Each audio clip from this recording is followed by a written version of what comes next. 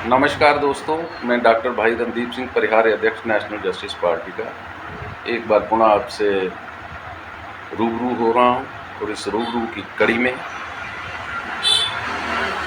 जम्मू कश्मीर के ताज़ातरीन सूरत हाल, जहां देश के प्रधानमंत्री नरेंद्र मोदी जी ने हाल ही में जम्मू का दौरा किया और ज़िला डोडा में बोलते हुए उन्होंने कहा कि हम स्टेटहुड प्रदान करेंगे, तो मैं ये कहूँगा कि ये आपकी जुमलेबाजी है। अगर आपने स्टेटहुड रिस्टोर करनी थी तो क्यों नहीं की? पहले कर सकते थे, करनी चाहिए थी।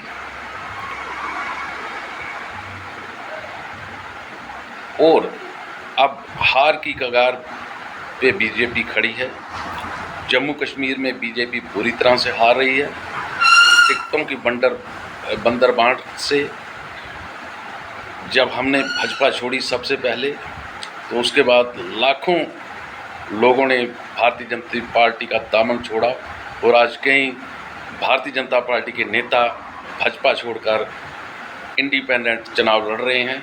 और नेशनल जस्टिस पार्टी उन सब नेताओं का जिन्होंने भाजपा छोड़कर चुनाव लड़ने का मन बनाया और अब चुनाव लड़ रहे हैं, उनका समर्थन करती है। इसके अलावा national conference, Congress plus India alliance के जितने भी कैंडिडेट हैं जम्मू कश्मीर में, उनका समर्थन करती है।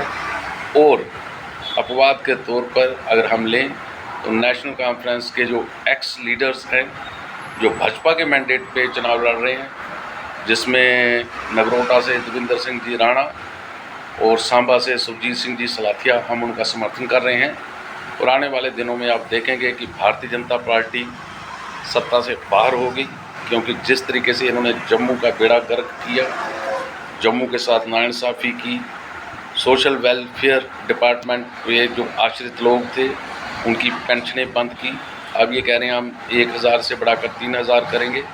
तो मैं ये कहना चाहता हूँ, जिनकी बंद की आप उनकी क्यों नहीं शुरू कर रहे? घर घर की बिजली काटी, क्यूट के सेंटर बाहर बनाए और तमाम ठेके जो जम्मू के वो बाहर के लोगों को दिए गए। बहुत सी चीज़ें हैं, महंगाई बढ़ रही है, बेरोज़गारी बढ़ रही है और जनता भारतीय जनता पार्टी के शासन से त्रस्त है। एलजी साहब ने हाल में ही कहा कि अगर लोग मेरे काम से मुतफिक नहीं है तो मैं इस्तीफ़ा दूंगा।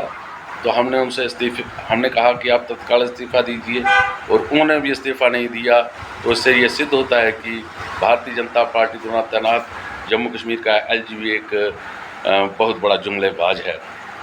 मैं लोगों से कहूँगा कि अब 18 तारीख को वोट पड़ेंगे, तो अपनी मनपसंद उम्मीदवार, मनपसंद का माना ये कि जो लोगों का हिमायती हो और अपना वोट इस तरीके से दे कि जिससे जम्मू कश्मीर में पीपल्स वेलफेयर गवर्नमेंट का गठन हो सके। हमें पूरा यकीन है कि आने वाले दिनों में जम्मू कश्मीर में इंडिया अलायंस की सरकार बनेगी और इसके साथ साथ हरियाणा में भी इंडिया अलायंस की सरकार बनेगी।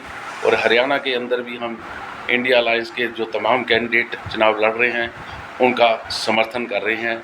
अपनी बात को यहीं विराम देते हुए मैं आप सब जो ये देख रहे हैं वीडियो मेरी, मैं उनको नमस्कार, जय हिंद और सलाम पेश करता हूँ।